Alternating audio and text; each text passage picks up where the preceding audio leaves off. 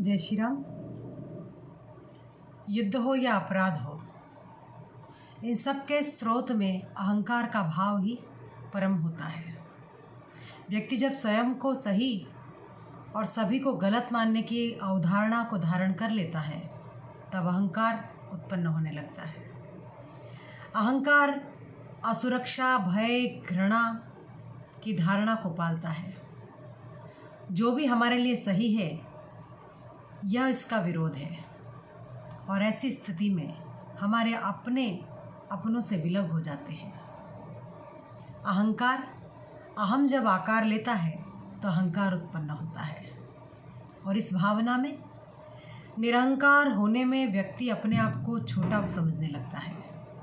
बंधु, अहंकार के भाव व्यक्ति के उत्तरोत्तर तरक्की के प्रवाह को रोक देता है, और ऐसी स्थिति में व्यक्ति खुद को, स्वयं को सही मानने की अवधारणा को उत्पन्न करते हुए बहुत सारी स्थितियों और परिस्थितियों से घिर जाता है।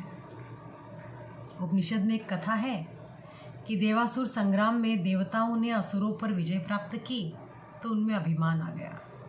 परमात्मा ने सोचा कि ये तो सही नहीं है, इसलिए उन्होंने एक तिनके का रूप धारण किया और देव समूहों के बीच आए और अपना प्रभाव दिखाने को कहा। ऐसी स्थिति में न अग्नि उस तिनके को जला सकी, न वायु उस तिनके को उड़ा सकी, और न ही देवराज इंद्र अपने वज्र का प्रहार कर सके। देवताओं ने भगवती से प्रार्थना की। भगवती जब उत्पन्न हुई तो उन्होंने कहा कि ये तिनका भी ब्रह्म का स्वरूप है।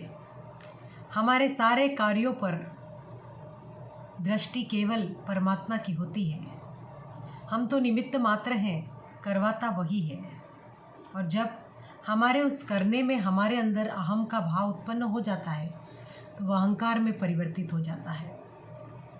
अहंकार व्यक्ति के अंतर मन पर इस तरह से कब्जा कर बैठता है कि उसको अस्वीकार करने का साहस व्यक्ति जुटा ही नहीं पाता है, और ऐसी स्थिति में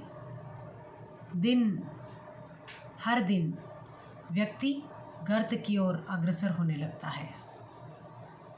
किसी ने कहा है कि अहंकार का भाव न रखूं, नहीं किसी पर क्रोध करूं, बने जहां तक इस जीवन में सबका ही उपकार करूं। अहंकार से निरंकार या निरअहंकारिता के भाव को उत्पन्न करने के लिए अपने अंतस में झांकना होगा। हम सब कहीं न कहीं इस भाव को लेकर के कभी न कभी जीते ही हैं, किंतु जब हम निरंकारिता के भाव की तरफ बढ़ते हैं तो परमात्मा की ओर अग्रसर होते हैं। व्यक्ति तरण तरण क्षण क्षण में उस परम शक्ति का आभास होने लगता है। आइए इस भाव से निवृत्ति की ओर बढ़ें और अहम के भाव को त्याग करके सबको अपनाने की भावनाएं विशुद्ध करें। जय श्री राम। वंदे मातरम।